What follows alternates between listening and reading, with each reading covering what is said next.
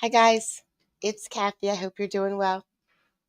So I heard that the trial does get really good that we're watching. So the man we see on the stand today, right now, apparently is a jerk, and we're gonna see that.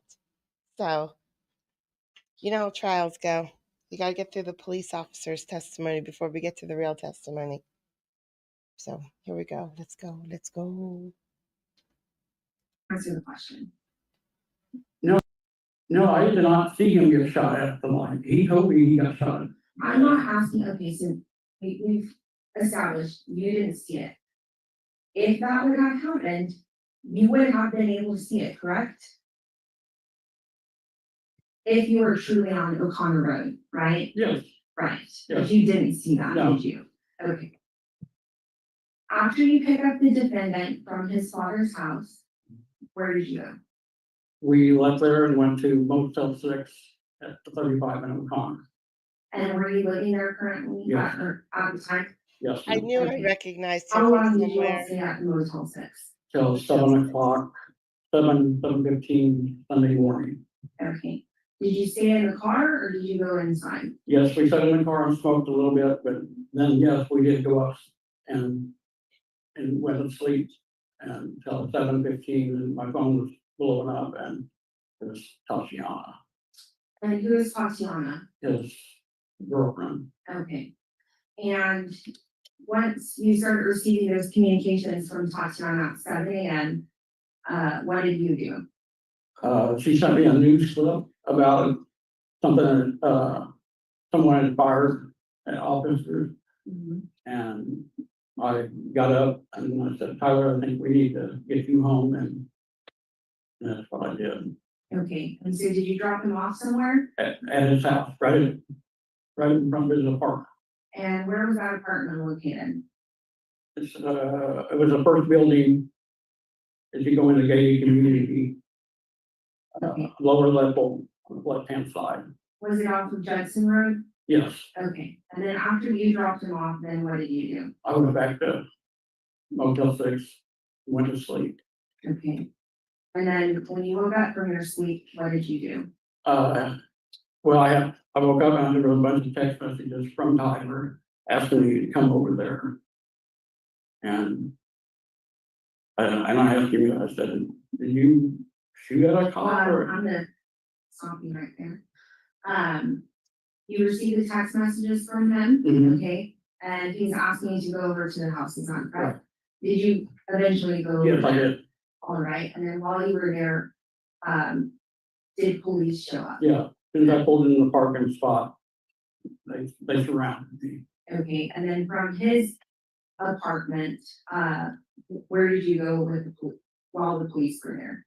They made me stay in the car till someone come and got me, then they brought me downtown.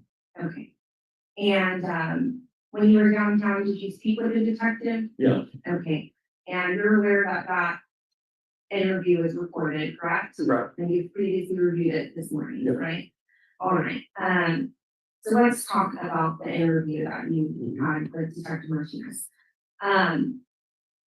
You told Detective Martinez that the agreement was for you to pick up Tyler from his father's house after he dropped off the Nissan Road, is that correct? Objection, leading. Sustained as to leading. Judge, I'm gonna ask that you. The witness is a hostile witness, and so at this point, I am attempting to impeach him with this prior inconsistency. All right, if you'll lay the foundation. And I would disagree that this witness has been hostile. I'm asking her to lay the foundation. I understand, Judge. Thank you. Could you give a limiting instruction to the jury on that? No, the foundation will be laid, and if the foundation is laid, it's laid. If it's not, then the court will make its ruling. Thank you. You're welcome.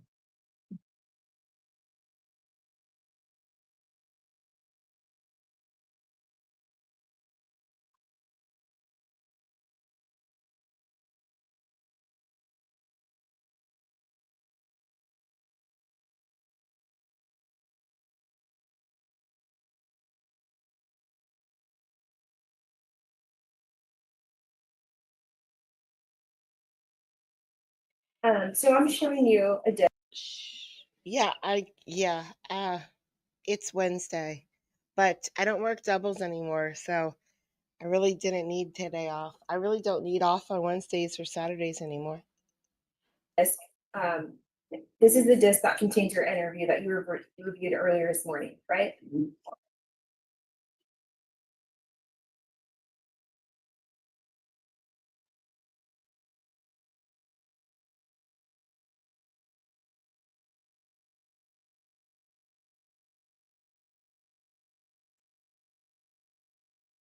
And so, did you ever tell the detective that the plan was for you to pick up Tyler from his father's home that night? I don't think I ever told him. He asked me where I picked Tyler, where I was gonna pick up Tyler. I'm gonna ask you to put these headphones.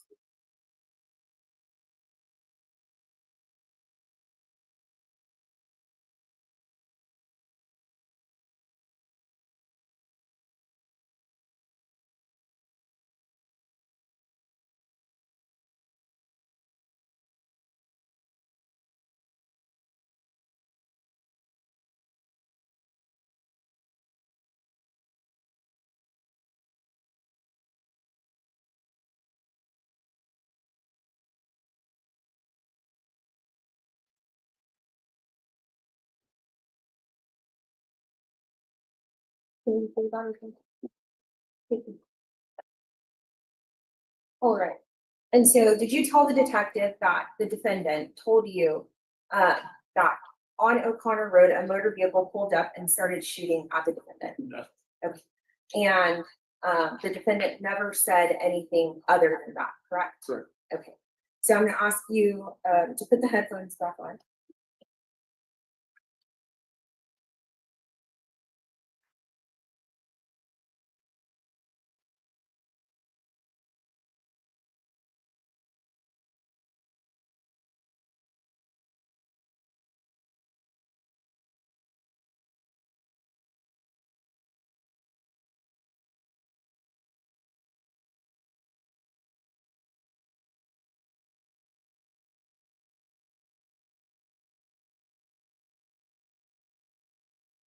Okay.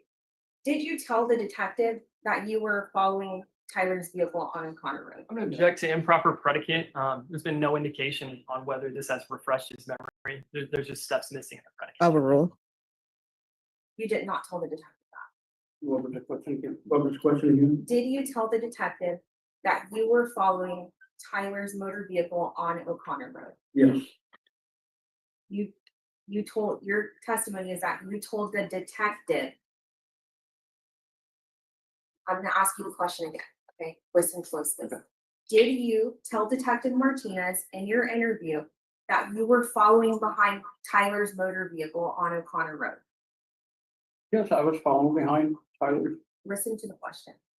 Did you tell Detective Martinez that? Yes, I told him I was behind him, and he went through the light. Where in this video did you tell him that? Objection, improper question, Judge. She's playing specific clips for him. He can't know. He's where in the previously video. reviewed the Overruled. entire thing this morning. Where in the video did you tell him that? You didn't, did you? Yeah, didn't I tell him? Objection, No, you being did accurate not. witness, Judge. Overruled. Go ahead. Point out to me where you told him that.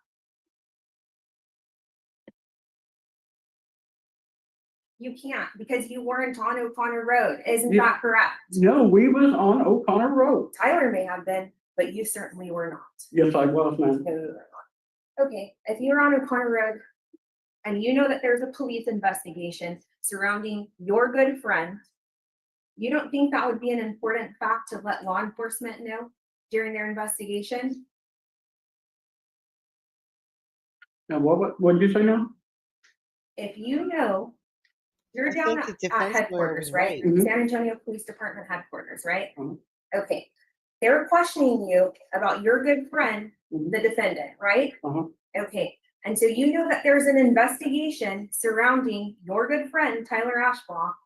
You don't think that was an important fact to let the police officers know? I did not let him know that Tyler Hi, monkey. told me that he was shot at. You did not let him know that you were following Tyler's vehicle on O'Connor Road. Objection leading and asked and answered. Overruled. Judge Boyd, what are you doing? Let me ask the question a different way. Did you ever tell Detective Martinez that you were following the defendant's motor vehicle on O'Connor Road? Yes, Where in the video did you tell him that? I don't know, but I could have swore I told him. You could have swore or you told him? I thought I told him. Okay, well, you reviewed the video this morning, right? Yeah. Where is it in the video? I don't. It's not there, is it? I didn't see it. Yeah, because it's not there, right? Mhm. And this video is the whole interview that you had with Detective Martinez, right? Yeah. Okay. Moving on. You stated that you picked up Tyler in front of his parents' house, correct? Mhm. Okay, and you further stated that the defendant was borrowing his father's car and he had to drop it off, correct? Yes, ma'am. All right. And you testified that the defendant texted you asking for a ride at around 9 a.m. 9 p.m. 9 a.m. 9 p.m. Go ahead and put the headphones on. Or let me say that. Okay, yes, he did, but he was reminding me at 9 p.m. All right. So he initially texted you at 9 a.m., correct? All right, and then you hear from him again at around 1 a.m. Yeah.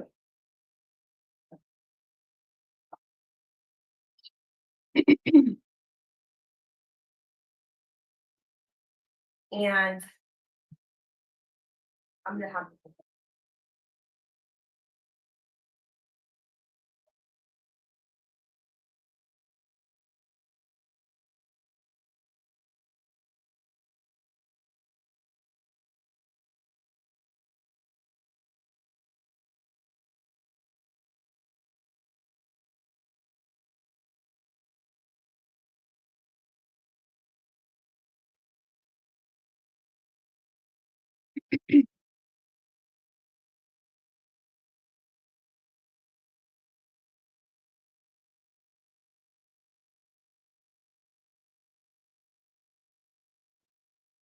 Cindy, do you need a cough drop?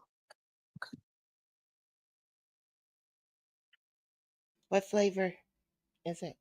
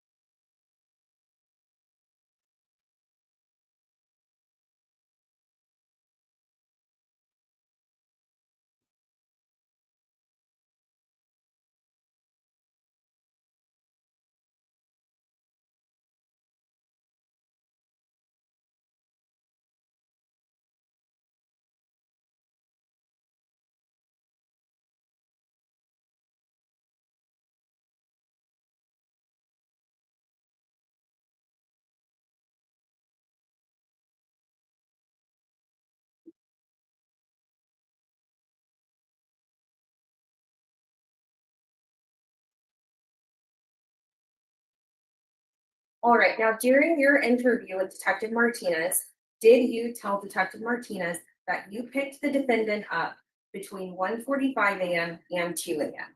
Yeah. Okay.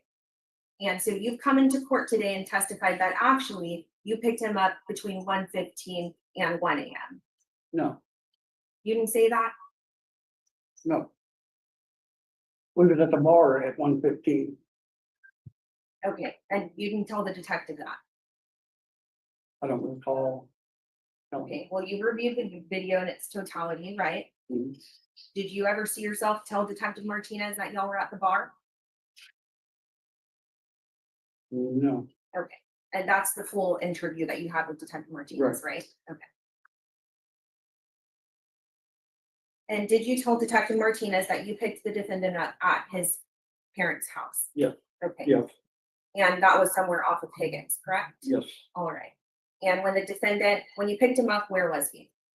He was getting out of his father's vehicle. Put the headphones back on, please.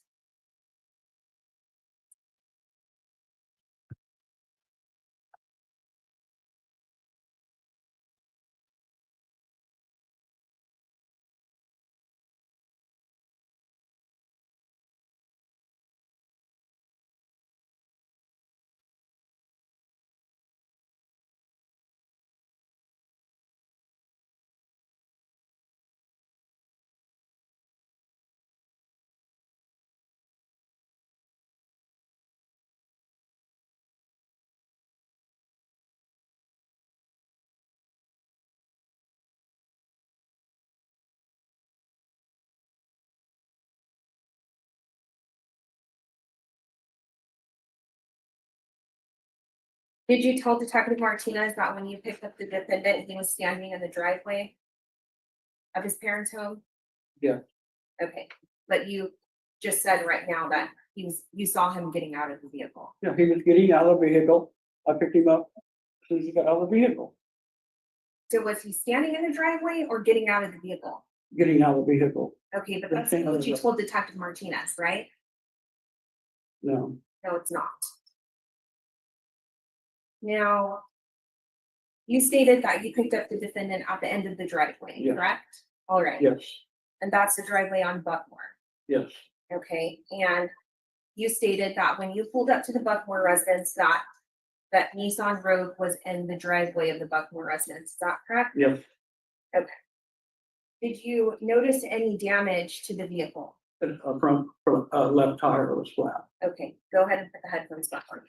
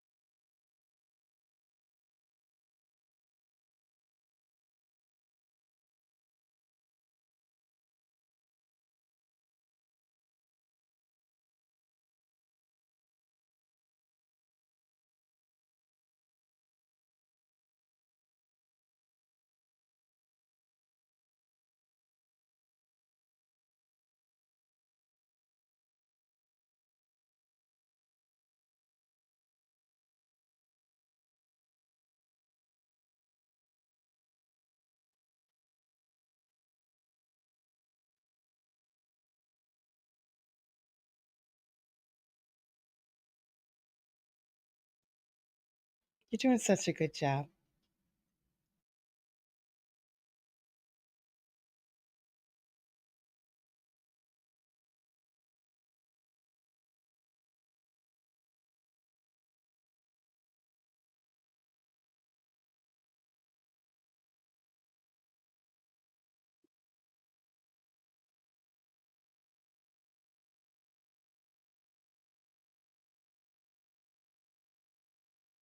He's never made it this far in a video before.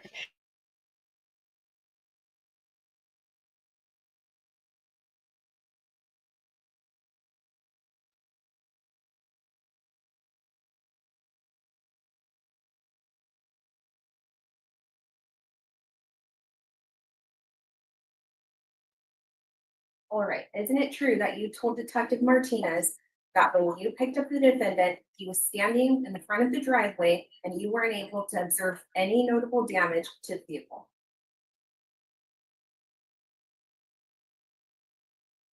No, I was not asked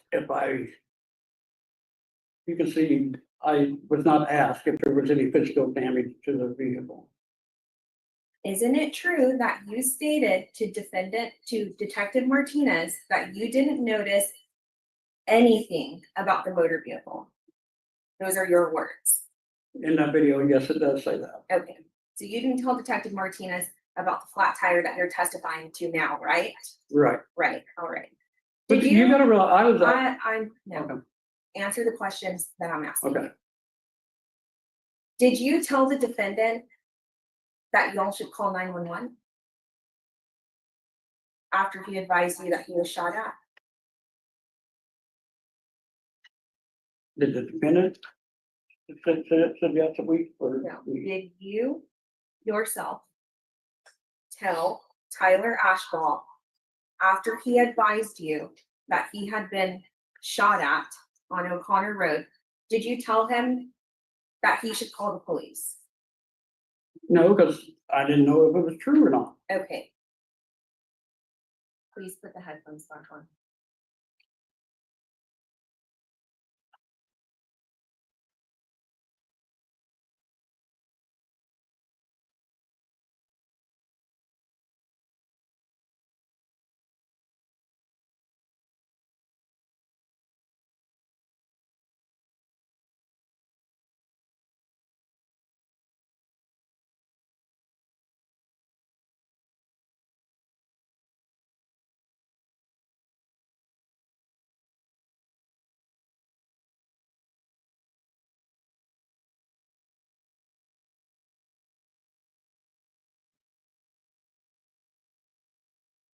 They did? They do? No. It's like future world.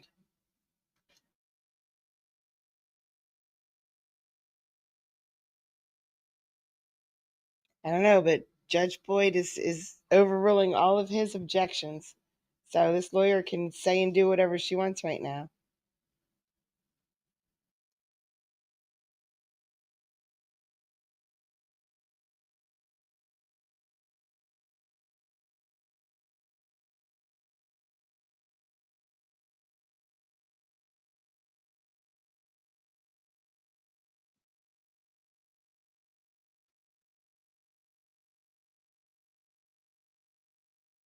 Did you tell Detective Martinez that you told Tyler Ashball that he should call the police and he refused to do so? Objection calls for hearsay. Overrule. I don't remember asking Tyler if he wanted to call 911. That's not what I'm asking you. Okay. After reviewing this video, did you tell Detective Martinez that you told Tyler to call 911 after you picked him up and he refused to do so? I don't recall. Judge, can we approach, please? Yes.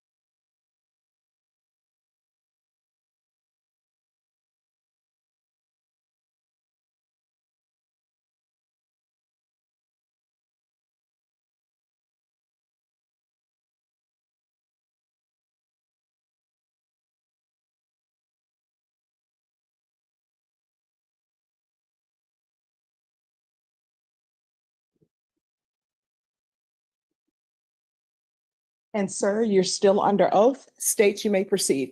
Thank you, Your Honor. Mr. Clemens, did you tell Detective Martinez that you advised Tyler Ashwell to call the police on the night that you picked him up from his father's house? Yes, Okay, and did you tell Detective Martinez that the defendant refused to call 911? yes, Okay, and that was after the defendant told you that he had been shot at on O'Connor Road, correct? Yes, Okay, and so when Detective Martinez questions you about this, isn't it true that you told Detective Martinez that you didn't believe or didn't know if the defendant was telling the truth about being shot at? yes, Okay, and so isn't it true that you never indicated to Detective Martinez that you were on O'Connor Road and observed the shooting?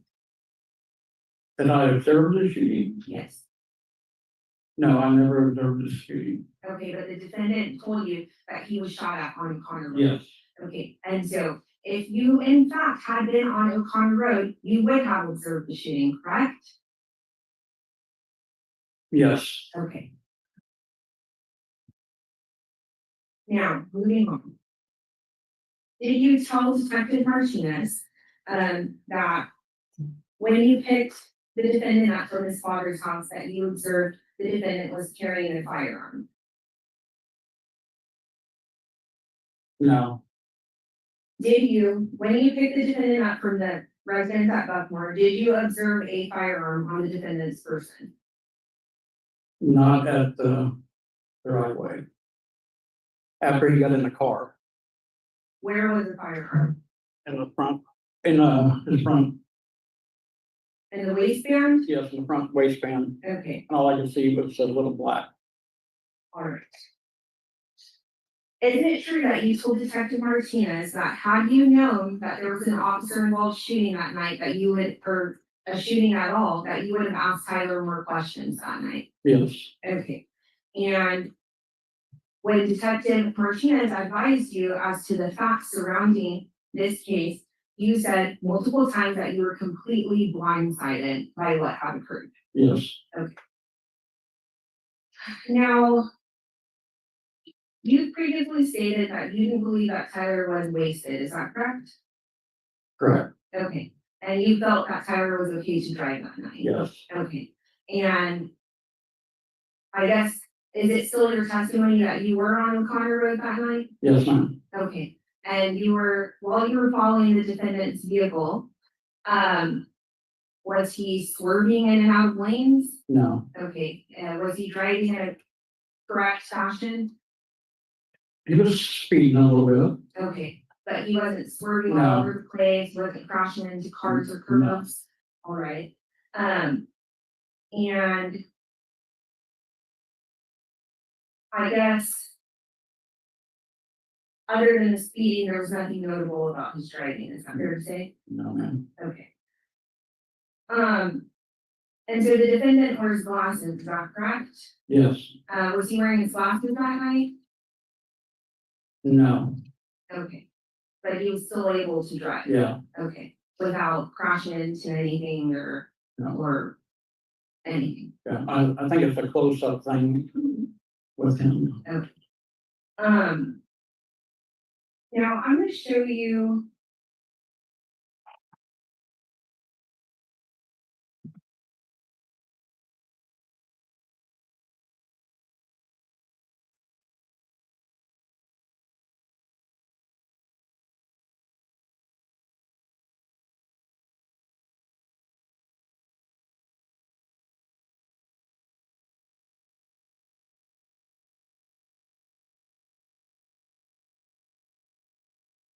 I'd like them- Place, defendants exhibit I would like them to prove someone was actually wearing glasses.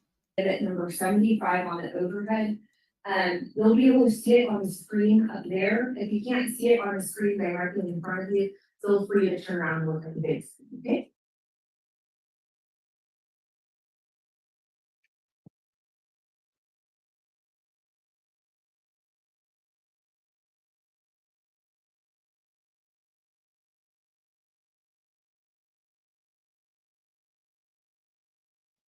Can you see that? Yes, yes,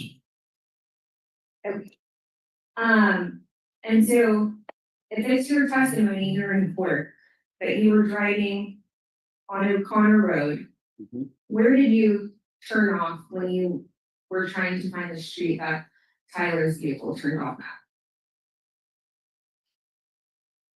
I went to the last, of the street next to the Bolero station on the corner. And I'm gonna just bring it up to you. And it was a dead end with a cul-de-sac. If you want him to step down and show it there, whichever is easiest for both parties. And defense, feel free to move about.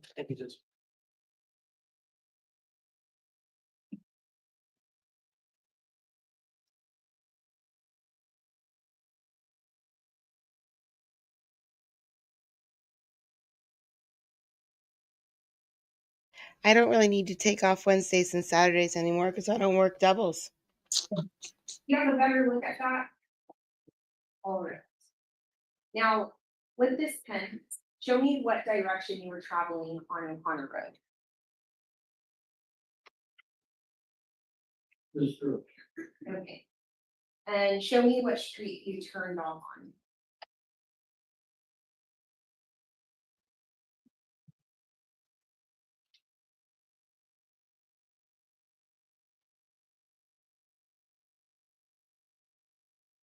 So where's the lyrics to it? It's not a complete, Okay, so you're saying that the Bolero store is on the other side of it's on- the road to this street. Would it be on Stall Road in O'Connor? yes, the little, I guess it's on the corner of South one. Okay, but Stall is not a dead end street. No, I didn't go down South. Okay, so where, I'm asking you, where did you turn? Left before the Bolero. Okay, so if the Bolero is on Stall Road, locate the street that you turned off on. It was a dead end with a little cul-de-sac. Okay, so there's only two streets on this map that are dead ends with four stops. Crest Road. And then.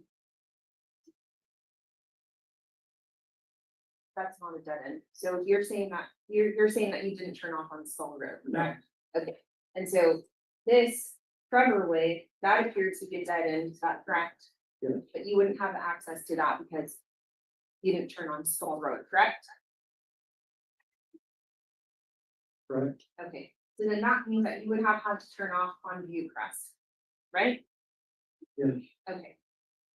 Then while you were on Crest, did you see Tyler's vehicle anywhere on Crest? No. Okay. Until I got to the stop sign. Okay, so then when you're in the cul-de-sac, then please explain to the jury what you did. I went down, turned around, come back home with the full car and the next block. And so if you turned and came back on O'Connor, that would put you right here. You're saying you took a right? Yeah, once I come back. Yeah, once I come out, full set. Okay. Back to the car, to the right, And then where'd you go after that? to the right. And then where did that put you? I ended up I'm at not Higgins. sure. Okay.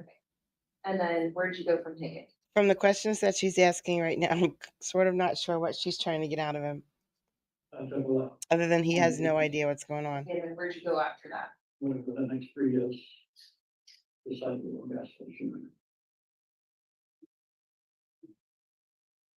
Okay, well, this is the main street right here, so.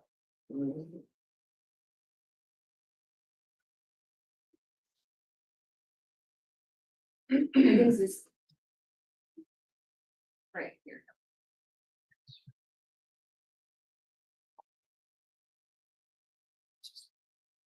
Right here, Is it Higgins? yes. This is Stall. And this, So the gas station.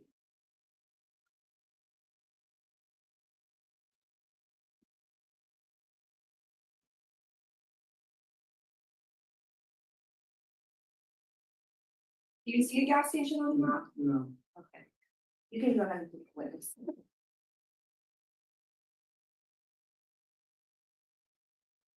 That's defendant's exhibit.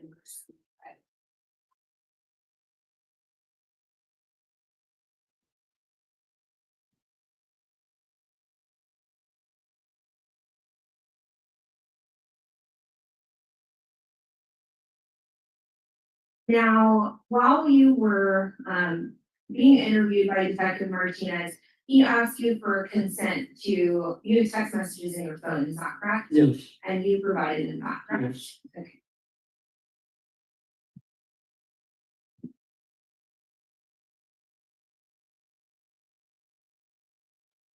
All right. And so if you can take a look at that.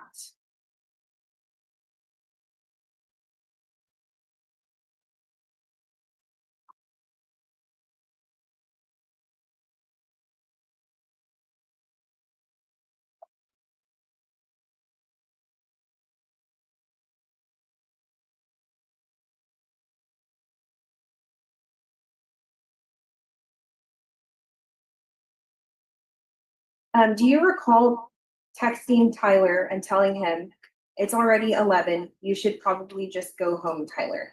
Yes. And that's the last communication that you all had via text on May 22nd of 2022. Yes. Okay, because if we look at the next text message, it's the next day, correct? Yes. Okay. And so it was your testimony earlier that he texted you at 1:15 a.m. to go to the bar? Mm-hmm. Okay, but that's not in the text messages No. that were taken from the phone. Right. Okay. Now the video that you were watching earlier, I'm gonna go ahead and eject it. So you've reviewed this in totality, correct? Yes. And it contains you, Yes. Detective Martinez, Yes. and it's a fair and accurate depiction of y'all's conversation on that date, correct? Yes. Hasn't been altered or changed in any way, correct? No. All right, Your Honor, at this time, I'm tendering to defense for inspection. And the state is offering state's exhibit number 66 into evidence. Your approach, Judge? Yes.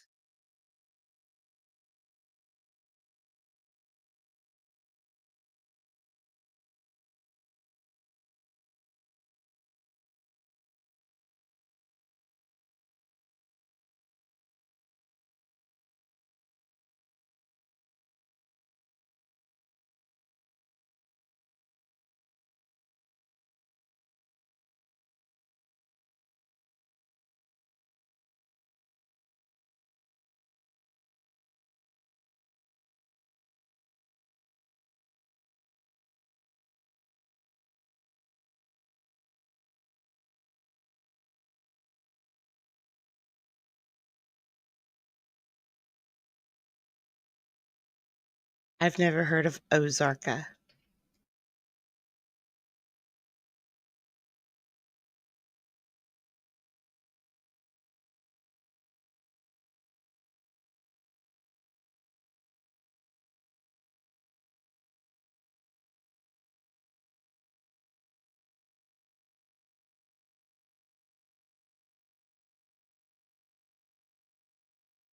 It's not Texan.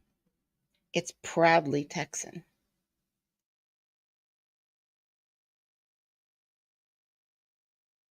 Number 66 in its totality, correct? Yes. And did you ever tell Detective Martinez in your interview that you were on O'Connor Road that night following behind Tyler? Yes. You told that to Detective Martinez, Yeah, it's in the video. that you were yourself driving on O'Connor Road observing Tyler. Yeah, I could have swore I did. Judge, the state offers to say that over. Defense? Your approach again, Judge? Yes. If you could state, if you could repeat the question to the witness one more time. I don't know if defense heard it. I'm showing you what has been labeled as state's exhibit number 66. Is that a fair and accurate depiction of your conversation with Detective Martinez? Okay. Did you ever tell Detective Martinez? Did you ever tell Detective Martinez that you were at the bar with Tyler before you picked him up at his parents' house? No. Okay. Did you ever tell Detective Martinez that you and Tyler left the bar and you were following behind Tyler in your car on O'Connor Road? Yes. Okay. Did you ever tell Detective Martinez that you were observing Tyler drive on O'Connor Road?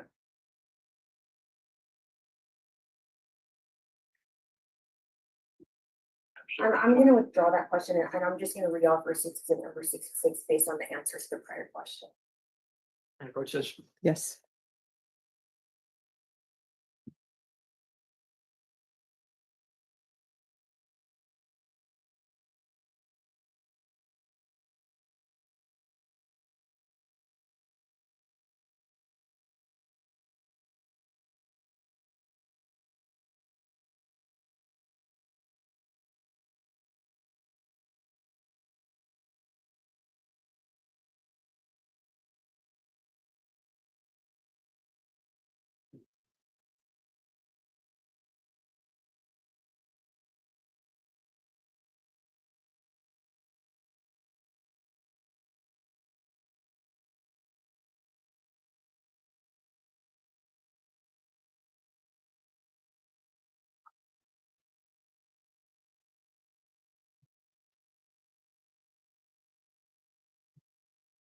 Okay, where on stage exhibit number 66 did you tell Detective Martinez that you were following behind Tyler's vehicle? Where on the video? Yes.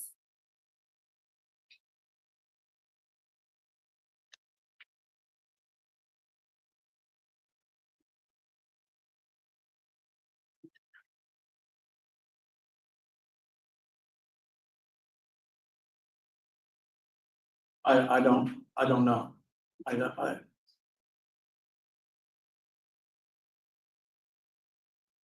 We have one, sir. Defense? Thank you, Judge. Good morning, Mr. Clements. hello? Had there been a little bit of confusion with the answering of some of these questions? Yeah, it seems to be, yes. Okay. And you swore an oath to tell the truth. Yes, I did. Can you agree to tell us the truth today? Yes, Whether you believe it hurts or helps anybody? yes, Objectionable, sir, Your Honor. Sustained. Okay. Whether it hurts or helps yourself? yes,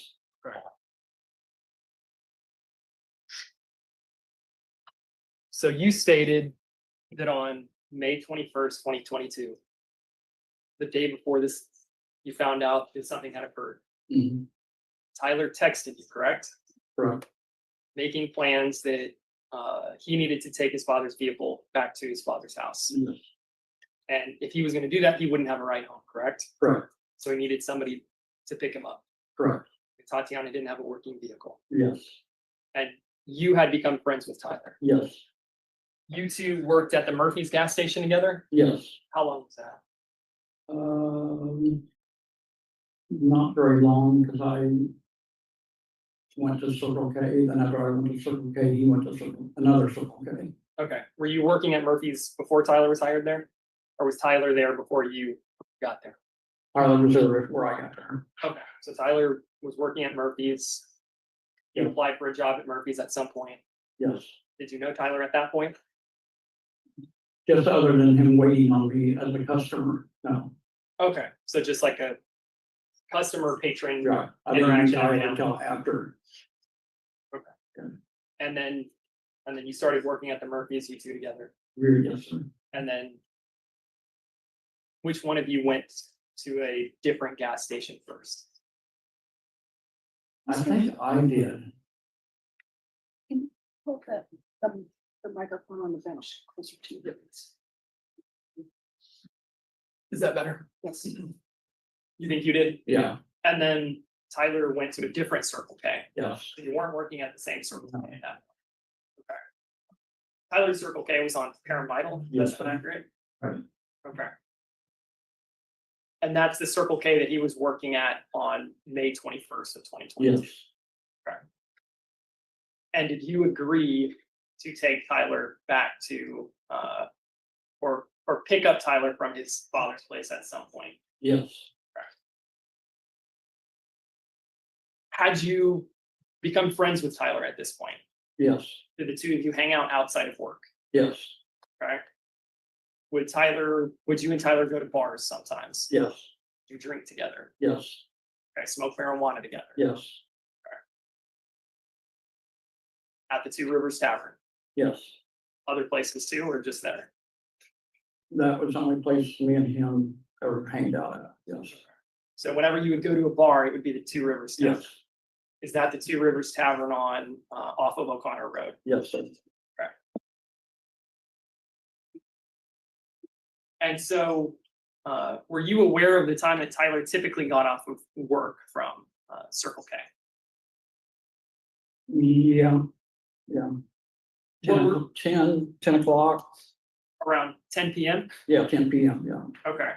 And on May 21st of 2022, was that about the same time that Tyler got off work? that he was supposed to get off at 10. Okay. And so after 10, the next time you see Tyler is at where is that? Is that at your place? He comes over to the Motel 6. Yes, Okay. So he gets off of work, and then he goes and he's hanging out at your place at the Motel 6. no, he had me come out. I got in my car, we went to Two Rivers, You went to Two Rivers. yes, Okay. So you were not at the Motel 6 before Two Rivers. no. Correct. Other than him telling me he was there to follow him to Two Rivers. Okay, so he was physically at the Motel 6, then you just didn't, you're saying you didn't go into your motel? Right, yes, Okay. And then, so you followed him to Two Rivers? Two Rivers, Okay. And you're stating that you got to Two Rivers sometime before last call? yes. About 1:15, Okay. that's what I would say. Last call is typically 2 a.m., right? No, 1:30, 1:30? yeah. Okay. So you're stating that, okay. Are you sure or are you guessing? No, I'm for sure. You're sure? Is that 1:30? Okay. And so Tyler was drinking, correct? Yes, Are you aware if Tyler had been drinking beforehand? yes, So you knew that Tyler had been drinking before he met up with you. right. How did you know that? I could tell this is why the way he was acting. So you saw signs of intoxication? And I wouldn't say he was drunk, happy, go lucky. Okay. When Tyler drinks, is that typical? Is that the typical way that he acts when he's Yes, drunk? he handles alcohol very well. So you say he handles his alcohol very well. Does that mean he has a high tolerance for alcohol? Yes. But I'm not object as to why the foundation has not been laid as to this line of questioning. All right, Just if he knows his all right, personal that interaction. objection will be sustained. You'll need to lay the foundation. So you stated previously that you drank with Tyler on multiple occasions. Yes, Okay. You've been to bars with Tyler on multiple occasions. yes, Okay. And in your personal experience with Tyler, he can drink a lot of alcohol. yes, So is it fair to say that Tyler has a high tolerance for alcohol? yes. Now, I believe you told the jury Tyler was drinking, did you say schnapps? I think it was a snobs. And are you sure? Yeah, Okay. You said think. I don't want you to guess. If there's something you don't know, just can you agree to say you don't know? okay, I don't know. I'm not looking, and by the way, I'm not looking for any answer. Just because I say that and I I thought say, it was a snobs he was drinking. okay. All right. Once again, I'm not looking for any sort of answer from you. You tell me what the truth is, okay? Yes, If you don't know, you don't know. But if you know, you know, okay? So he was drinking, and when you say schnapps, is that a beer? Is that a liquor? What is it's a that? liquor. It's a liquor. How was he drinking it? Was he taking shots? Was he having mixed drinks? Shots. Shots? Yeah. Okay. What was the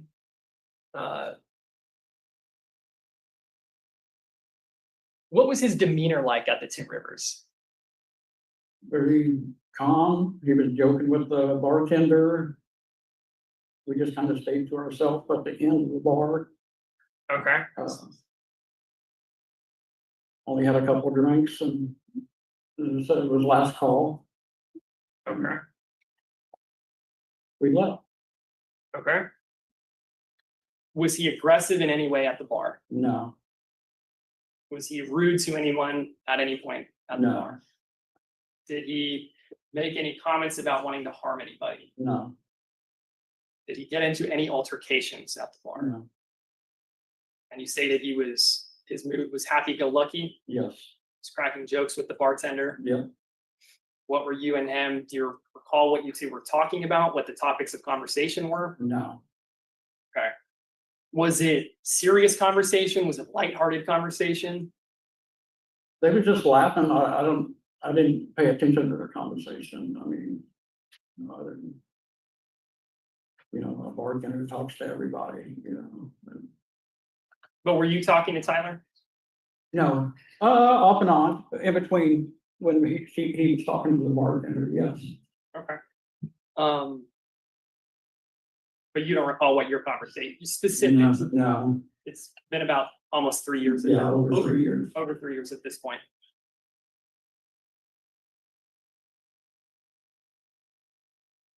Okay, and you stated that you had I been like to shots. Tyler's father's place one time previously. Yes, So you had a general idea of where his dad's place was? I knew it was off Higgins, Okay, that's about, and I knew there was a gas station at the road by where I needed to turn on Higgins.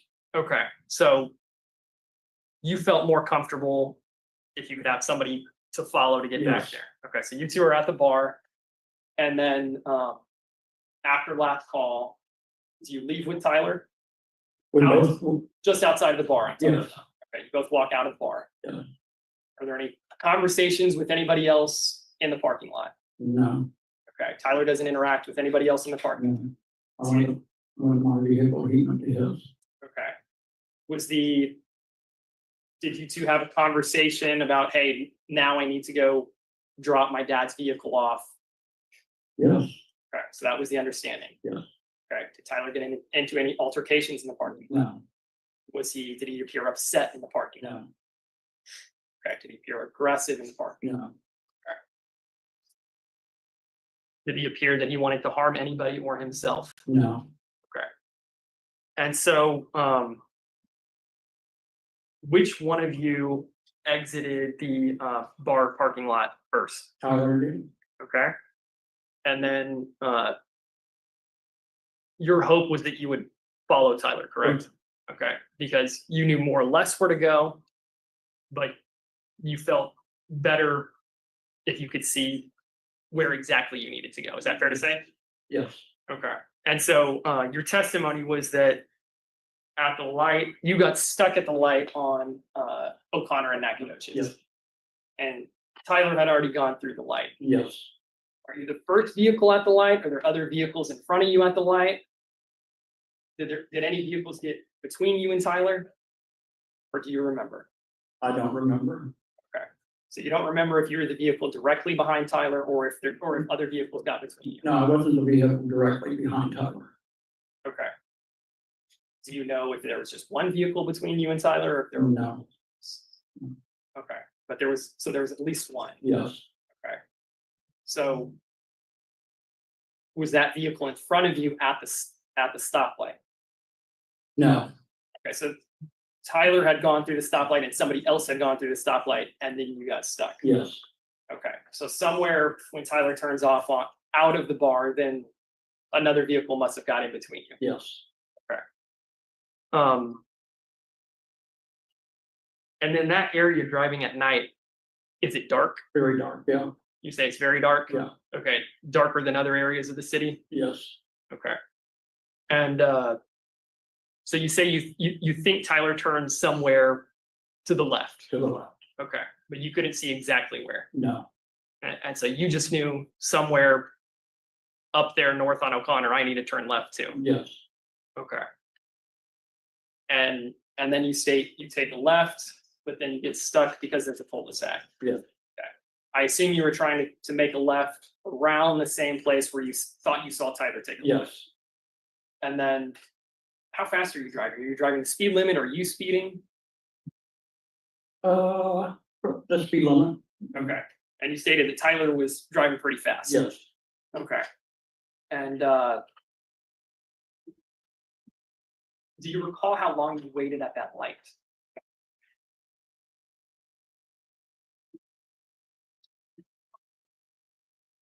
And by that light, I mean the light on O'Connor and Nacogdoches. Right, just, all I can say is through the cycle of it being red, going back to green. I mean, he had already got up there and was making his left-hand turn before I was able to come through the Okay. intersection. So once again, 3 years have passed. It's Right. hard to remember exactly how. Exactly. Okay. And so so you stated you turn left where you thought that Tyler took a left. You come to a cul-de-sac. During your testimony with the state, testimony is that you believe that was Viewcrest. The street was Viewcrest that you reached the end of the cul-de-sac on. Yeah, Okay. So you had to turn around yeah, and go all the way back out. yeah, And you testified that then, I guess this is where I'm confused too. You testified that you took a right. Took a on right. Connor? after I come back out on Connor, I Okay. had to take a right. So a right would have you going south on O'Connor then, back towards the Two Rivers. back towards Two Rivers. So you were taking a right or you, okay, I took a left onto the little cul-de-sac. When I come out of the little cul-de-sac, I had to take a right back onto O'Connor, okay. And then somewhere you found a street that I went back right. there was a gas station and that street it's probably not a word. That street had an outlet onto Higgins. Yes, there's a gas station on Higgins, yes. When I got to the stoplight, you would have had to take a left and you would have been in front of the gas station. Let me back up then. Okay. So you get out, you get to the corner of Crest and O'Connor. After you've gone to the end of the cul-de-sac. Mhm. Are you with me? Yes, Okay. And so you're at you're where Viewcrest and O'Connor intersect. Is that right? yes, And you're getting to tip a right on O'Connor. Objection, that's been asked and answered 3 times. Sustained. Okay. Which direction did you go on O'Connor? I took a right onto O'Connor, Okay.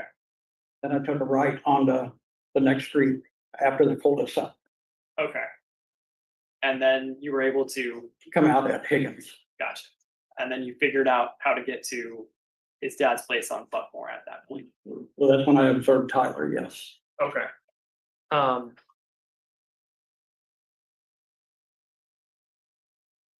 And you stated that at that point, so you're picking Tyler up. Did you observe him get out of the vehicle or was he already, He was getting out of the vehicle, okay? And then he walked towards you in the street. yes. Okay, you didn't turn your vehicle into the driveway? No, couldn't turn into the driveway. Okay, so your vehicle is parked. Did you parallel park it or did you Yeah, just? parallel park. Okay. Yeah. Did you park it on the side or did you just stay in the middle of the road and just put your brakes on and wait? No, for I it? pulled over, kind of behind his vehicle, we're just parallel park on the curb Okay, and then, at the end of the driveway. That's where he come out. did you get out of your vehicle? Or did you just wait for him to get into yours? I just waited until he got in line. Okay.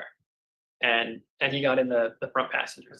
Yes, sir. Okay. And then at that point, you go back to the Motel 6 with Yeah. Tyler. Yes. Okay. And that's where, and during that ride back, he tells you that he was shot at. Yes, Okay.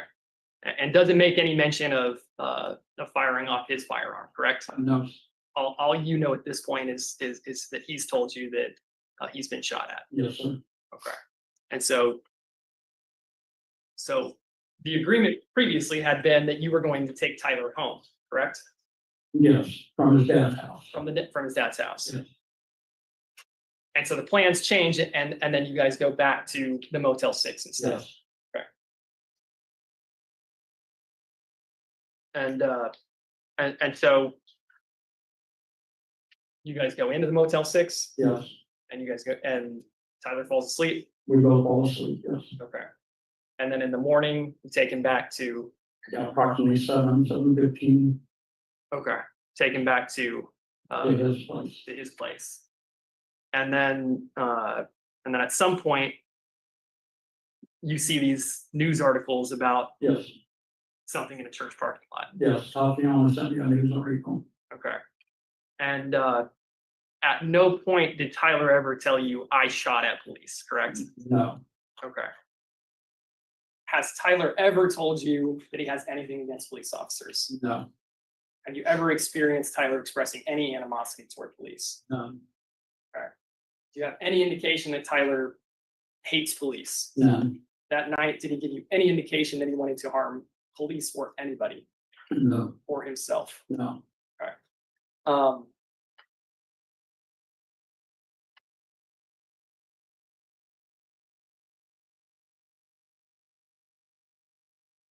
I'll pass witness. Bless All right, state. Mr. Clemens, isn't it true that, before you picked Tyler up, he was hanging out with a female named Maria? Yes, he told me he was picking up, he's taking a coworker home Okay. And so did you meet up with him before or after that? after. Okay. And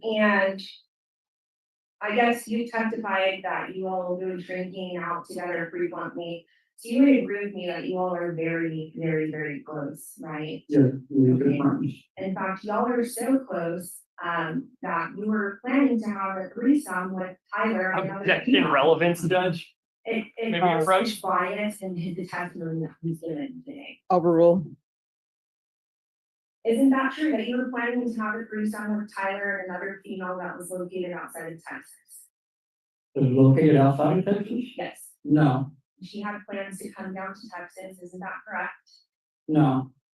Okay, and so you're aware that the police department seized your phone, correct?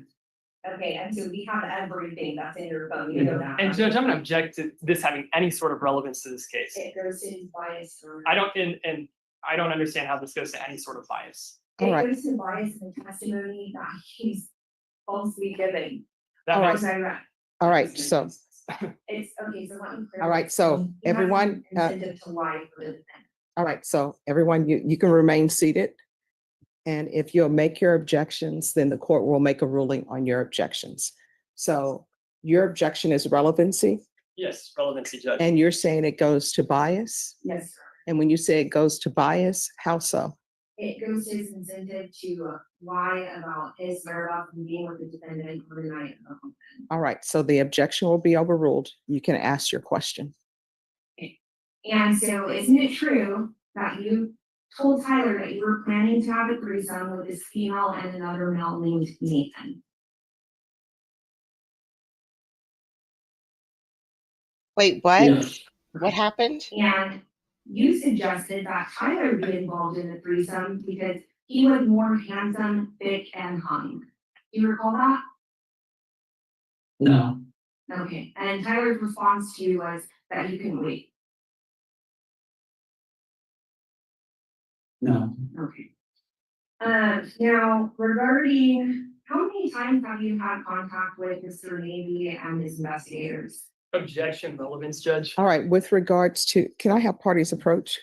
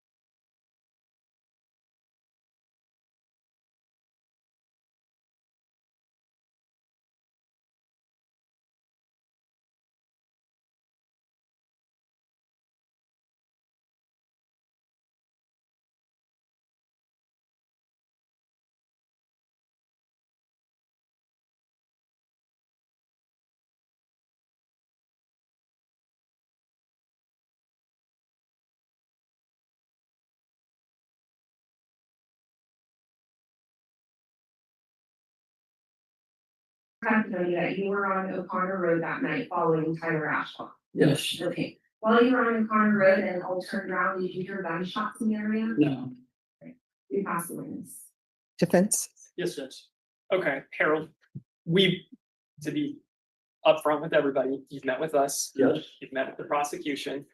Okay, did I try to influence your testimony in any way? no, Did I just talk to you to try to figure out what happened that night? yes. Object in history. Well, there's been an improper All right, impression. so everyone, approach, please.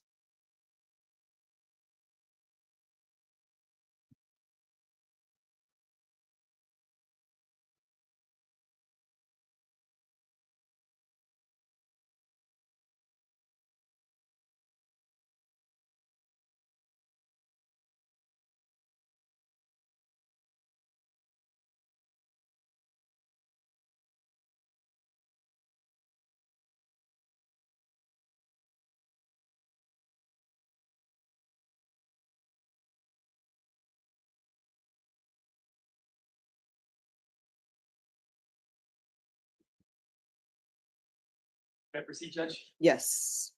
Did I try to influence you on anything to say today? No, Did I try to get any sort of narrative out of you? no, Did I just try to ask you about what happened that night? yes, Okay. And I went into detail and asked you a lot of questions just to understand what happened, correct? Okay. Did the prosecution go in the same level of detail in their meeting with you, or did they just have you watch a video? Just had me watch the video. Pass witness. Any further questions? Mr. Clemens, the fact of the matter is that your testimony that you testified to today is wholly different than what you told Detective Martinez and what you told myself. Isn't that true?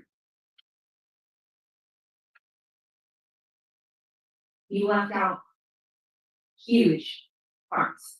Isn't that fair to say? Yes. Okay. We pass the witness here. No further questions, Judge. All right, is this witness excused? All right. If you'll remove the microphone, either party may recall you as a witness.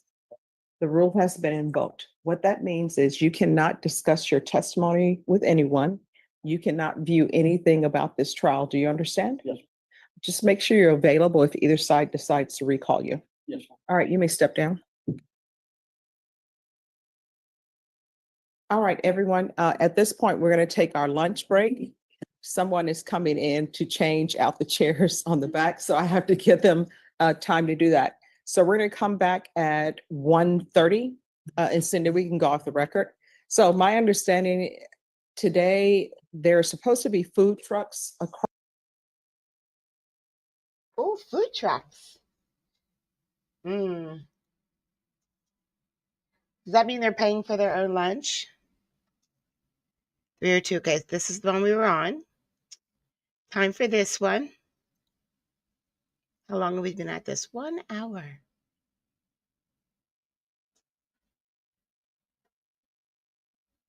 Do you solemnly swear or affirm the testimony you give will be the truth and nothing but the truth, so help you God? Yeah. All right, you can lower your hand. If you'll state your name for the record, and please keep your voice up so that everyone can hear. All right, state, you may proceed. Thank you, Your Honor.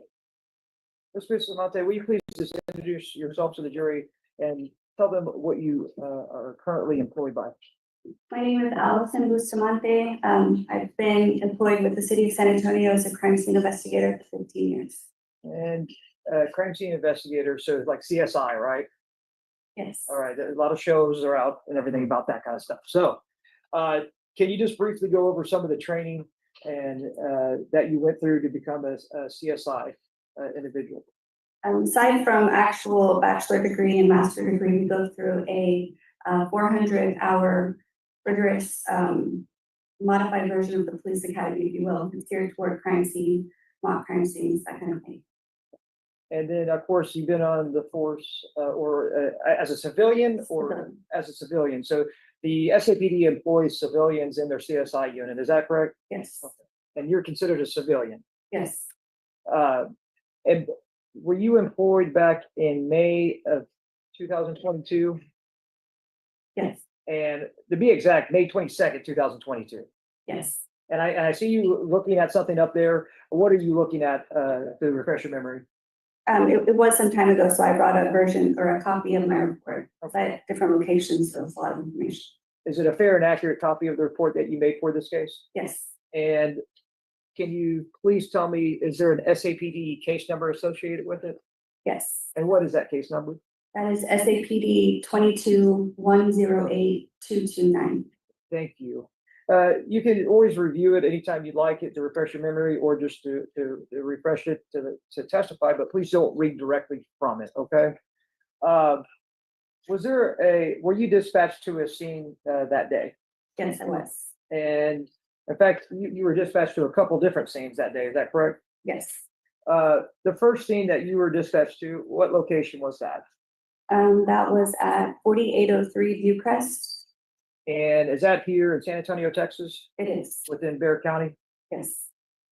And when you made it to this location, what were your duties at that location?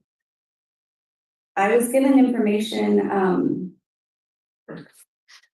that this was a scene involving a motor vehicle going over a concrete barrier. So I was looking for evidence to see if that had happened, to examine and identify any possible evidence.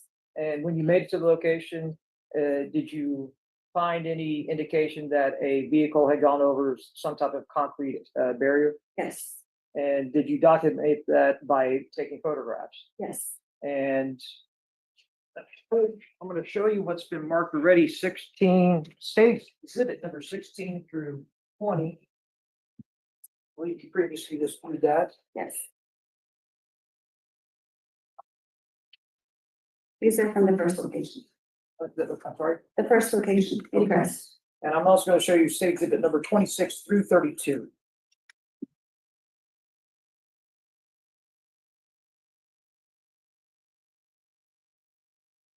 Yes, And are you familiar with all these photos? yes, And how were you familiar with these photos? I took the photos. You took the photos, okay. These have already been entered into evidence. And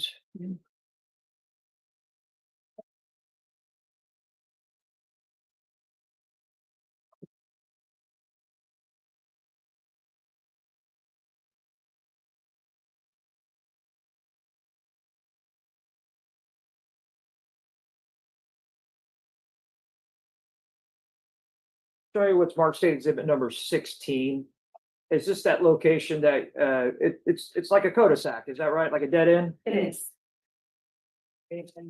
Did you document any tire marks that or looks indicated that maybe some type of object had gone through the grass? Yes, State exhibit number 18, is that where you're indicating that? yes, And then state exhibit number 19 also shows those what could indicate tire marks or something went through the grass. And then also is this the concrete wall you were speaking of earlier in testimony? yes, And did you find indications that a vehicle may have gone over that barrier? yes, And you stated earlier that you found some vehicle parts. there were vehicle parts. State exhibit number 20, is that one of the vehicle parts that you're mentioning? Yes,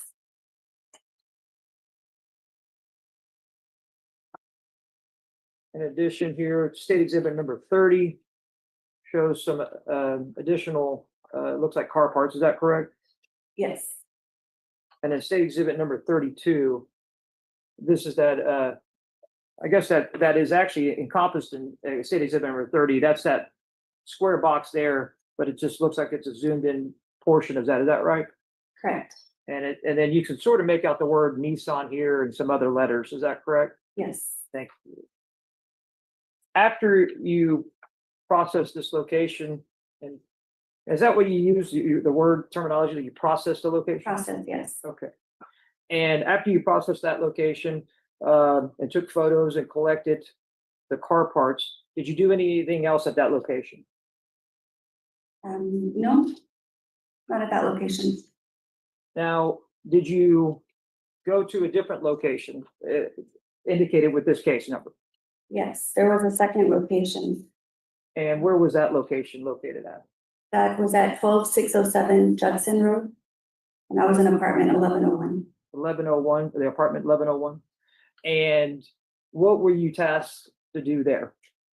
When I arrived, there were already SAPD on scene, detectives and I guess officers from particular units that had been searching. So they had identified items of evidence they wanted me to photograph in the place it was found and then collect it.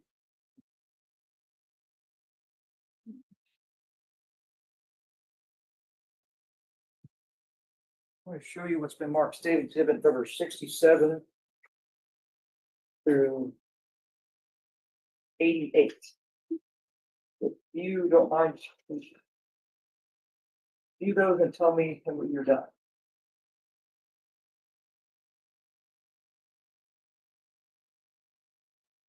We can skip through until Monday. Hold on, let me look. Let's look at this. So today is Wednesday. So this was Tuesday.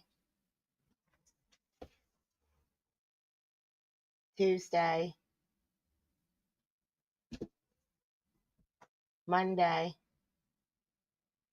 We are here. So it's just, wait. Yeah, we are here. So is it just this one that nothing happens on? I'm just going to show you again, KS, and fast forward it a little bit. So we got her. her. Then we Suspect got vehicle, which him. was a white SUV.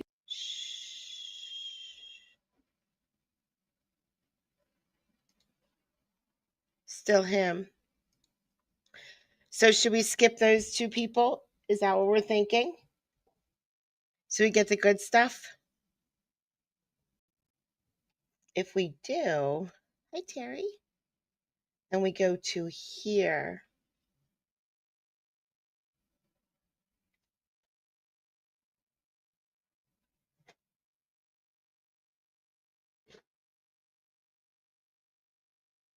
I wish we could watch all these, but we cannot. We do not have time. To give people time to make an offer and make sure that discovery was in. Afternoon session. So I know how to read. I'm not stupid. I know how to read. So this is the afternoon session. there's nothing like, Is anybody upset with me skipping those two police officers? You have to speak up now. Please don't speak up.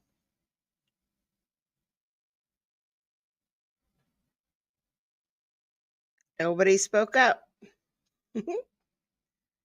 All right, here we are. We'll start here. seat, I'm going to send them an email and I'll see what the response is. Only bad people don't respond to emails. Oh, and State is your first witness here? Yes, sir. All right, if you'll have them on the witness stand, please.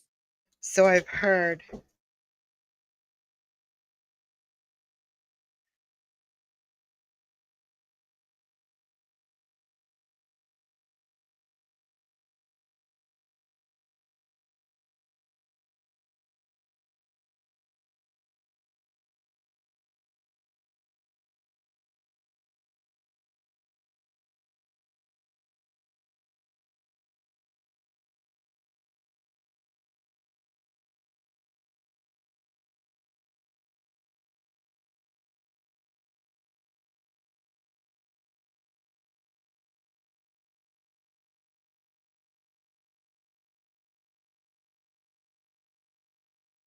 In this court, we put these up, Chris. Okay, so just put it on your, right there. Okay.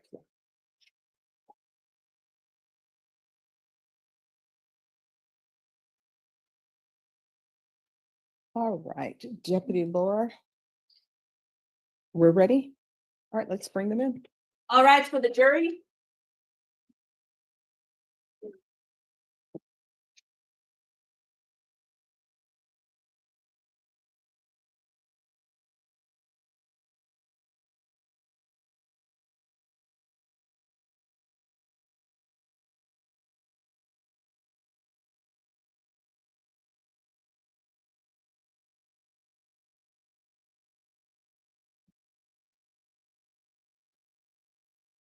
All right, everyone, please be seated. State, call your next witness. I Yes, Your Honor, didn't the tell state called everybody Caitlin. I was going to do this full trial, uncut. I actually did with OJ, which sucks because we can't. But that's fine. It's evergreen. That content is evergreen. So it'll always be there forever. McCon, I'm sorry, the last name? McCon. All right. Would you raise your right hand? Do you solemnly swear or affirm the testimony you give will be the truth and nothing but the truth, so help you God? I do. All right, you can lower your hand. Just make sure you keep your voice up so that everyone can hear. And if you could state your name for the record. My name is Caitlin McCon. That's spelled CAITLIN MCCAUGHAN. All right, state you may proceed. Thank you, Judge. And I was just about to ask you to spell that for the court reporter because I butchered it earlier today. So I do apologize because it looks like it reads differently, but it's McCon, correct? That's correct. Thank you. All right. Can you please just introduce yourself to the jury and tell them what your occupation is? My name is Caitlin McCon. I'm employed as a forensic scientist at the Bexar County Criminal Investigation Laboratory, specifically in the serology and DNA section. And I guess, one, did you have to go through certain education? Okay, but can you imagine her telling you to pick up your socks with that expression, and there's great big eyes in her, explaining it to you like you were too? Can you imagine that? Background to become a forensic scientist? Yes, so I received a Bachelor of Science in Biological Sciences from Virginia Tech, and then I received a Master's. Please pick up your socks from the floor when you are done using them. They do not go on the floor. Look, you put them right beside the basket. Why don't you just pick them up like this and put them into the basket like this? Is that what you want, guys? Is that how you want your lives to look like? Master of Science in Forensic Science from Virginia Commonwealth University. And what about certain amount of training that you would have to go through? Can you explain that briefly? The laboratory has an intensive in-house training program that's required before a scientist can perform casework independently. This includes a variety of check marks, including reading literature in the field, watching other scientists or observing them perform casework, passing a series of competency tests demonstrating your understanding of the material, performing supervised casework under the supervision of a released analyst, and ultimately undergoing a mock trial and then being released for independent casework after completing all of those milestones. And so I guess that's quite a bit of information there, but how long have you worked at the Bear County lab? I've been employed there for a little bit over 4 years. And in this particular case, what you're here for today, did you perform a forensic serology, did you complete a forensic serology report? Yes, I did. And can you just, again, briefly tell the jury about what serology report, what does that entail? So in the serology and DNA section of the crime laboratory, there are two main components of testing that is done with the evidence. The first portion is serology, which is essentially the characterization or identification of potential biological fluids like blood, semen, or saliva, as well as triaging items of evidence to determine what may be a good candidate for DNA testing. So all of those body fluids I mentioned, anything that tests positive for one of those is a good candidate for DNA. We know that cells where DNA is found is in high amounts in body fluids. Another good source of DNA is skin cells, what is known as touch DNA. And so determining if an object is a good candidate for possible touch DNA is another part of the serological process. So again, that's a lot of information there. But in particular to this particular case, that this forensic serology report that you submitted, do you have a copy of that in front of you, or do you need a copy of it? I have a copy. Okay. And was that completed and I guess entered as the report on September 15th, 2022? Yes, that is the date the report was released. And is there a CIL case number associated with that? Yes, And what is that case number? that case number, which is a unique identifier assigned to the case at the crime laboratory, is 22-03151. And is that also associated with a unique SAPD case number? Yes, And what is that SAPD case number? the case number for the SAPD associated with that crime lab number is 2210-8229. And then is there also listed as complainants on this report? Yes, And who are the complainants listed for this report? the listed complainants on this report are Officer Roland Acuna and Officer Philip James. And does People it who have a list of crown the have to suspects talk or for you to suspects? see it. Yes, And who is that? the listed suspect is Tyler James Ashbaugh. Now, on this particular case, did you have items of evidence that came in for this case? Yes,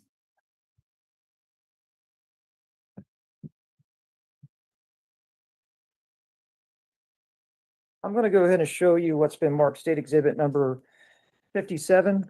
Can you please tell me, it's already been entered into evidence actually, but do you recognize that folder or that envelope? yes, this folder has the crime lab number written on it, the unique identifier 22-03151. It also has the item number that this item was given at the crime lab, as well as my initials, the initials of one of my coworkers, and the date that we received this packaging. And state exhibit number 58, same questions. Can you identify that envelope? Yes, the same markings are present on this envelope as well as my initials. And state exhibit number 59. Yes, this is signed by me as well. And state exhibit number 60.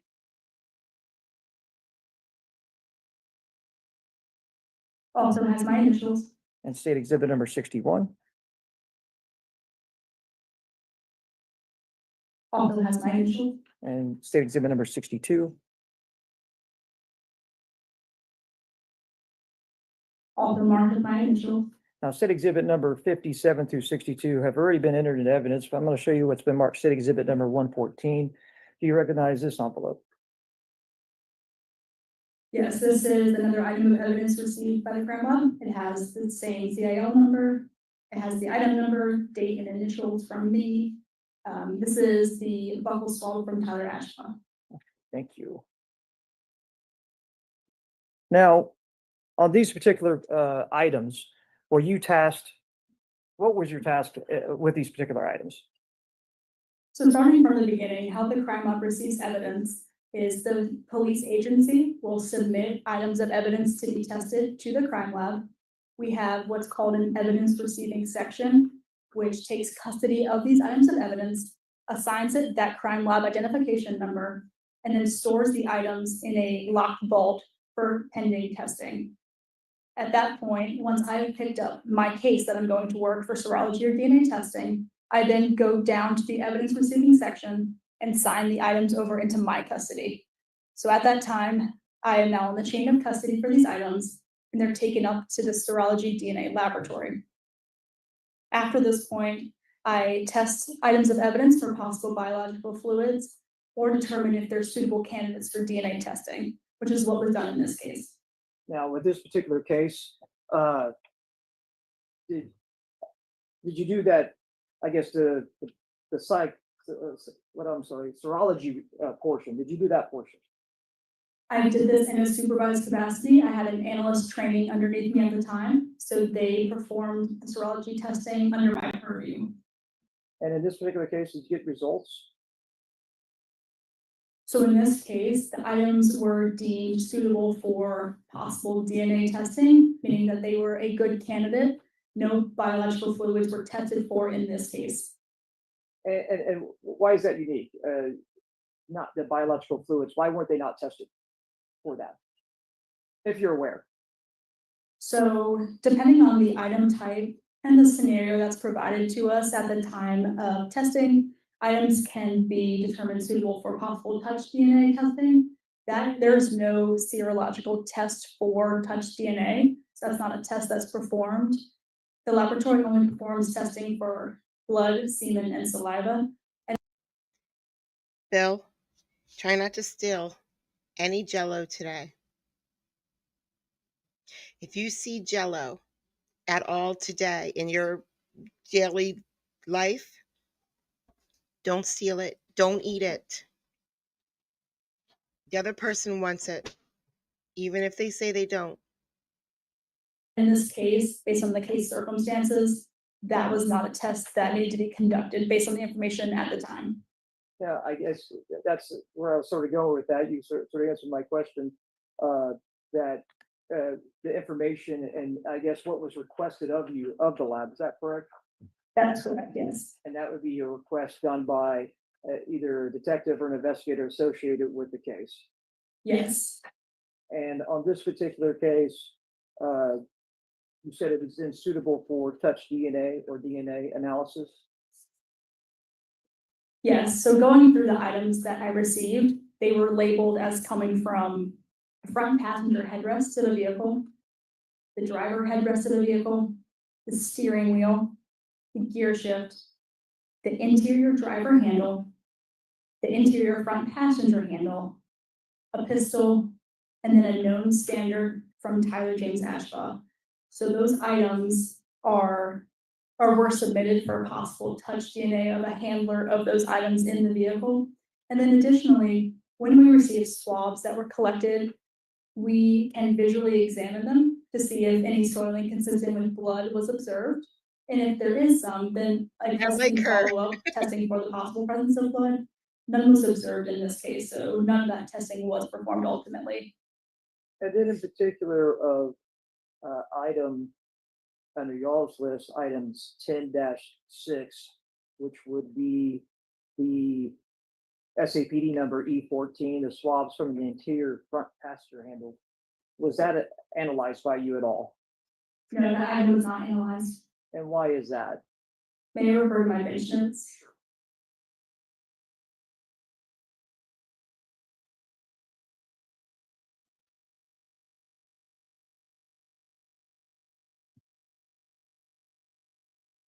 So based on the bench notes, which are notes taken at the time of analysis, there was communication with the detective indicating that the person of interest was said to be the driver of the vehicle. This item that we're referring to was said to be collected from the interior front passenger handle, and was ultimately deemed not important at the time to be worked, knowing that this item is always available for retesting if circumstances change. Thank you. Did you perform any other, did you perform the DNA analysis on these items?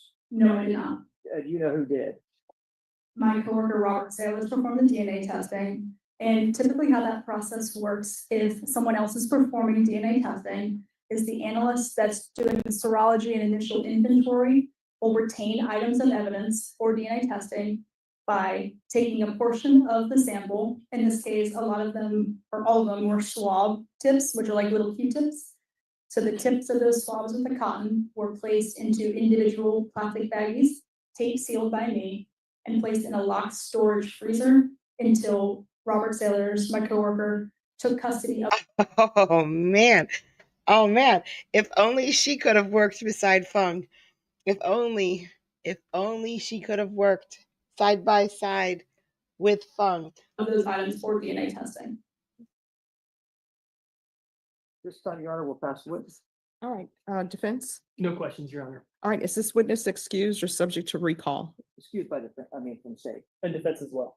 All right, thank you. The rule has been invoked. You're not allowed to discuss your testimony with anyone. All right, thank you. And if you'll leave whatever items were given to you there and the microphone. Thank you. All right, state, call your next witness. Yes, the state calls Robert Sailors. I can't wear a crown because it messes with my halo.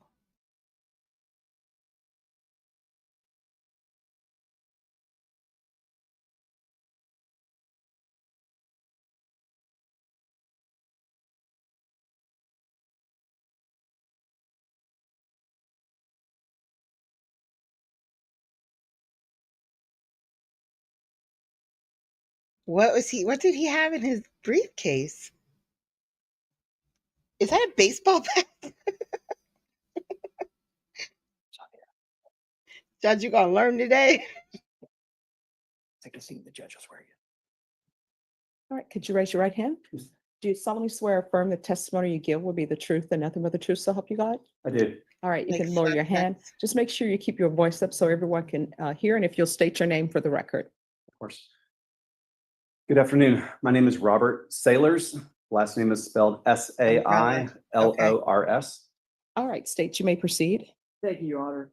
And Mr. Sailors, can you please just identify yourself for the, or introduce yourself to the jury, which I believe you sort of already have, but can you tell them your occupation and where you work currently?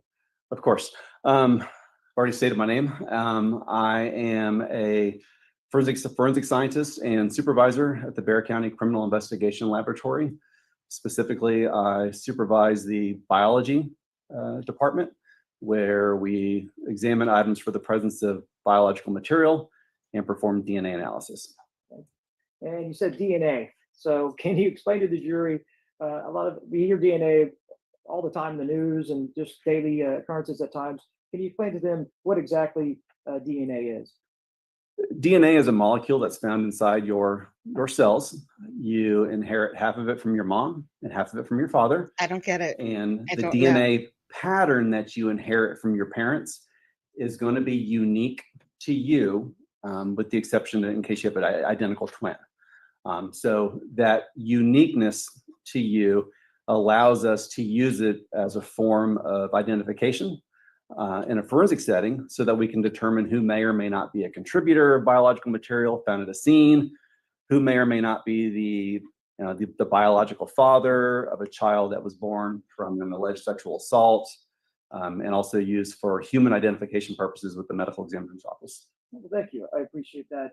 And as you said, you use DNA to, tell me if I'm wrong, you get a sample from, say, a crime scene, if it's a crime scene, and then that's a sample. Then you can compare it to known samples, for instance, a suspect or an individual. And are you able to compare those DNA analysis together and determine whether they come from the same person? Yeah, we can determine whether or not the individual is excluded or not excluded. Okay, and that terminology there, if anybody sent a DNA report, you hear about excluded or not excluded. Can you tell the jury briefly what that terminology can mean in these type of cases? So when it comes to forensic DNA analysis, we take DNA profiles that we develop from evidence and compare it to the DNA profiles that we develop from known samples, taken from a victim or an alleged suspect. And then we determine whether or not the individual could be a contributor or not. Basically, does the DNA kind of match in a nutshell?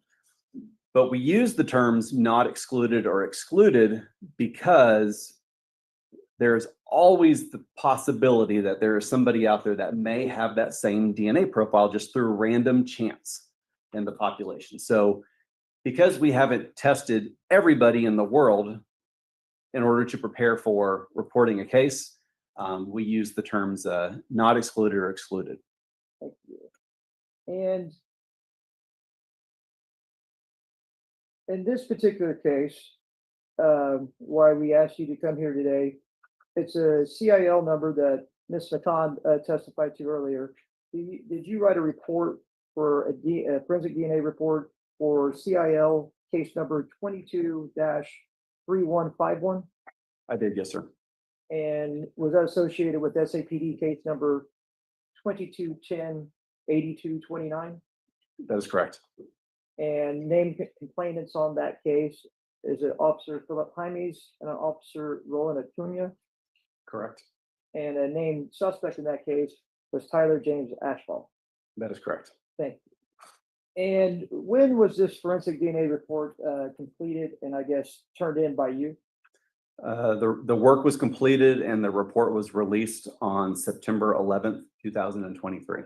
Now, earlier, Ms. McCaw testified that she did her serology report and released the report date was September 15th, 2022. So we're talking about a year apart. Is there a particular reason why it's so long in between?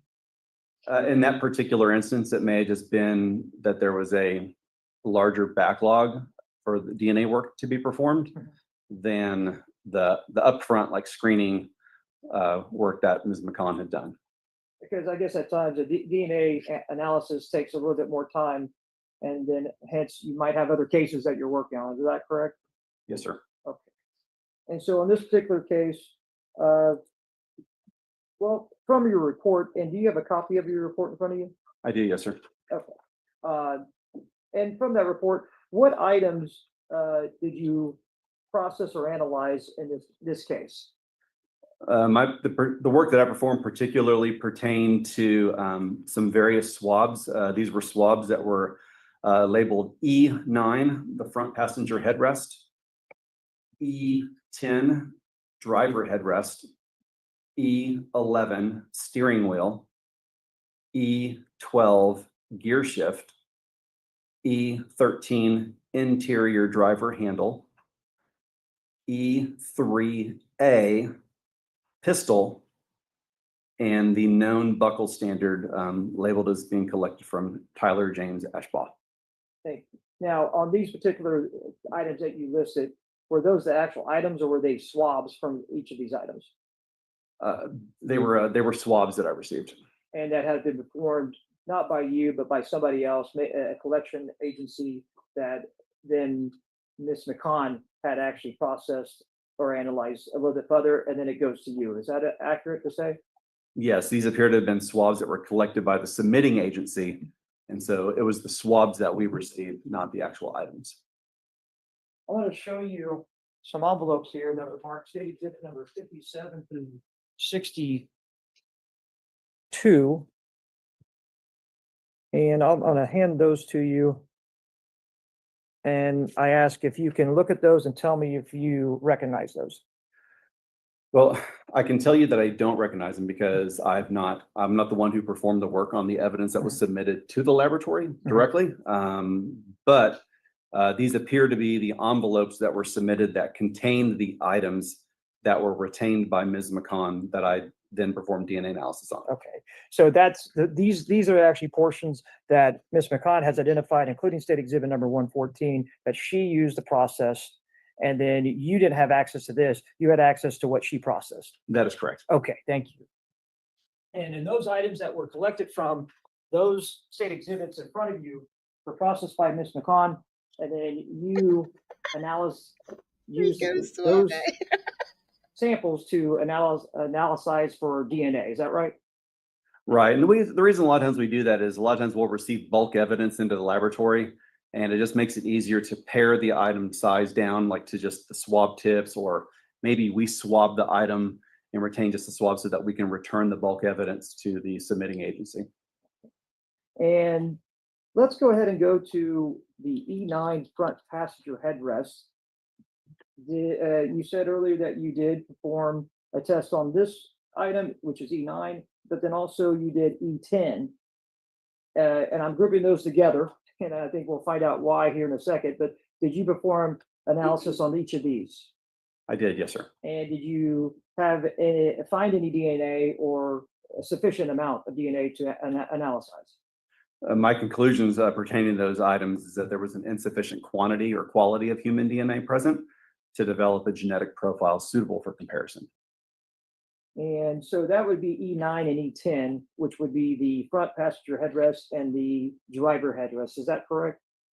Yes, sir, it is. But then moving on to E11, the steering wheel. Will you please tell your jury the outcome of your analysis on that item? On the item E11, the steering wheel, it appeared to be, it looked like it was at least 3 donors of DNA, possibly more. I wasn't really able to determine the exact number of contributors, and so therefore it was deemed unsuitable for comparison. And is that common to find it's unsuitable? Can you explain to the jury why would it be unsuitable for comparison? When we are performing DNA analysis on an item where we observe a mixture of DNA coming from multiple people. So that basically a mixture means that there's more than one person present on the item. In order for us to move forward and to perform a comparison and accurately calculate a numerical match weight, should a match occur, we need to have a really good idea of the number of contributors that we have on that item. And because of the quality of the DNA that was on that item and the quantity of the DNA that was present, I was unable to determine reliably a number of contributors on it. So that's unsuitable for comparison. So no DNA past that portion was performed on. Well, I guess you went to as far as you could on the steering wheel. Is that correct? That would being unsuitable for comparison was the extent of my results. So no comparisons were performed. But then moving to E12, which is the gear shift of the vehicle, were you able to analyze that and get some type of result? I was. And can you please just explain it to the jury about that result? On the E12, swap from the gear shift, my conclusions were that human DNA consistent with 4 contributors was observed on that item, and that the genetic typing results are approximately 21 septillion times more likely if they had originated from Tyler James Ashbaugh and 3 additional people than if they originated from 4 unknown, unrelated individuals. Basically, that means that that analysis provides very strong support for the proposition that Tyler James Ashbaugh is a contributor of the human DNA on this item. And so, you say quintillion or something? What was that? I believe it was septillion. So well, I'm gonna 1, 2, 3, 4, 5, 6, 7, like roughly 8 sets of zeros. Is that right? Like 3 zeros, like 8 of them times. That's how many it is. That's quite a bit. Yes, sir. Okay, and so that means that, I guess in layman terms, you compared the DNA, that mixture of those 4 donors to the DNA makeup of Tyler Ashford, the buccal swab in this case. Is that correct? That is correct. And I guess, I mean, just, is there an analysis, I guess the verbal way you put it, I mean, I guess you don't use that terminology, excluded or not excluded. That's So correct. can you explain that to the jury? So when we have a mixture of DNA, again, talking about mixtures, but we are able to have a defensible number of contributors that we can establish on the item, we perform an analysis that's called probabilistic genotyping, which basically uses, it's a computer-based algorithm that looks at the DNA mixture. And when we tell it, hey, consider this item as a 4-donor mixture, it's going to develop millions of sets of DNA profiles that might explain the mixture. And so what we're doing is we're actually comparing 2 propositions.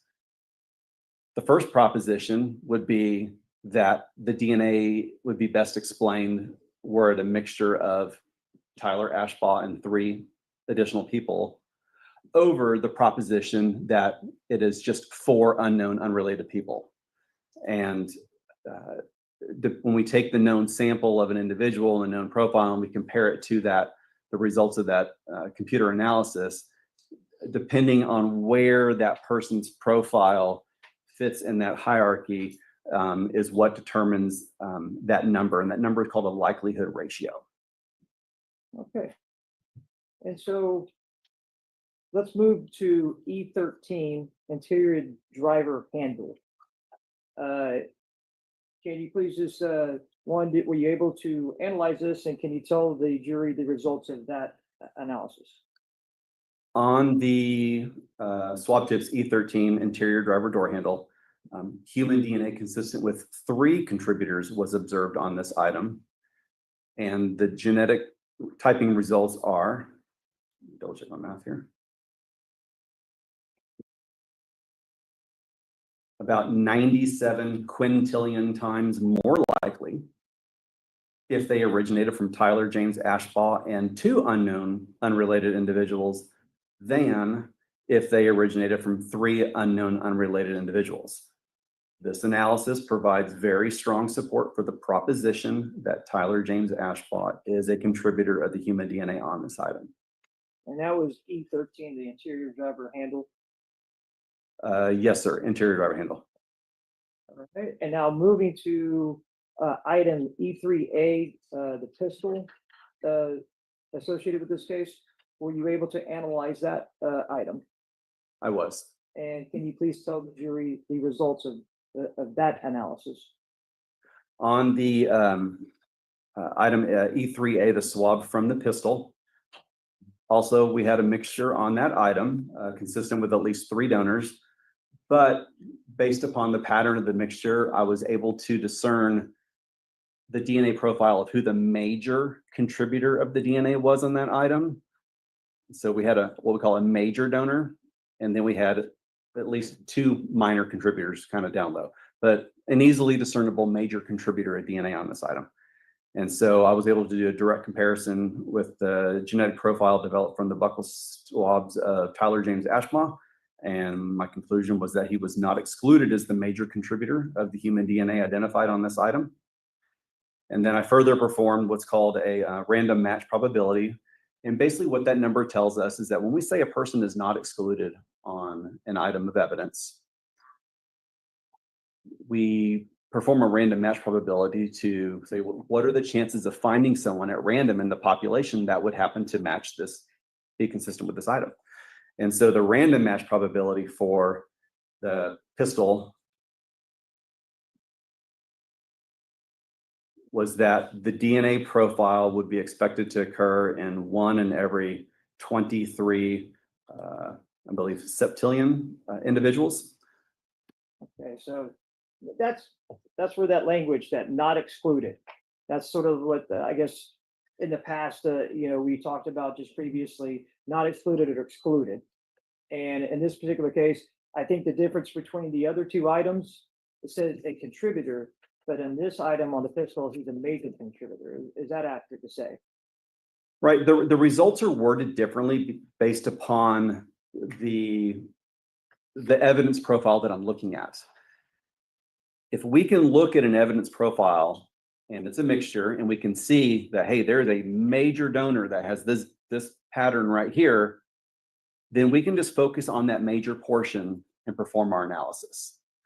When we're presented with a mixture where the donors are all kind of like maybe about, let's say, equal contributors, so you can't really determine what the profile of person number one is, what the profile of person number two is, that's when we perform a likelihood ratio and probabilistic genotyping. So it just depends on the profile itself. Thank you. So I guess to sum up your forensic DNA report, E12, which is the gear shift, and then E13, the interior driver handle, and then E3A, the pistol. You determine in different, I guess, hierarchy there, but you determine that Tyler James Ashbaugh was a contributor to those individual items. Is that accurate to say? Each of those three items would have been consistent with originating from him in some various wording or another. Okay. Thank you very much, sir. We'll pass the witness. No questions, Judge. All right, is this witness excused? Yes, by the state, Your Honor. By the defense as well. All right, thank you. You may step down. The rule has been invoked. You're not allowed to discuss your testimony about this case with anyone. And if you could make sure that you leave the square microphone behind, please. Just your side. Thank you. Yeah. Thank you for the reminder. I just want to know who they're calling next, Thank and you. then Have a I'll good end day. it. You too. One more minute. Let's just see who's coming up next. Yes. And now comes the juicy bit. And which is Cindy, we're what I not on the said record. yesterday after the stream. Because we ended on the father.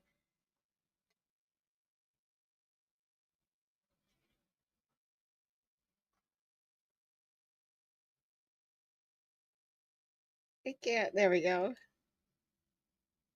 Here comes somebody.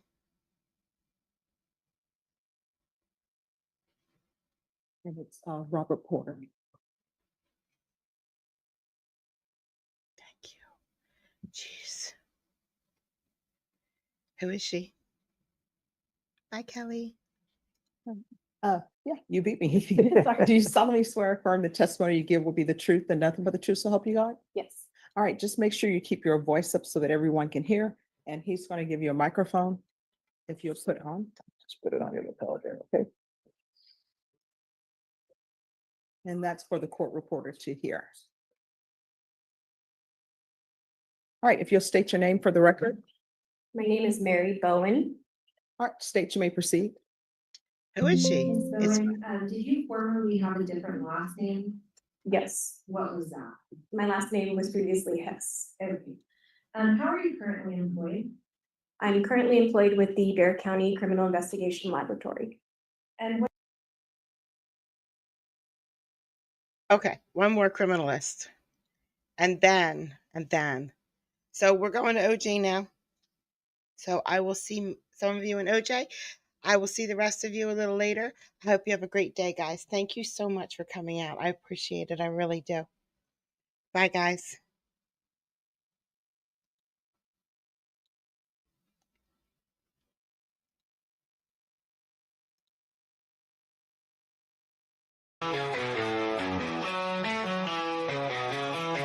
Got these life that goes digital dreams through the screen, her blue eyes gleam.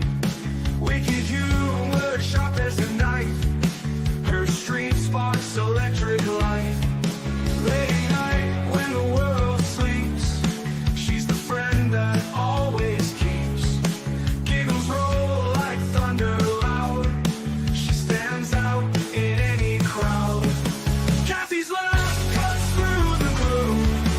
Eyes blue like a summer's bloom. Her humor dark and twisted sharp. In a way, there's no alarm.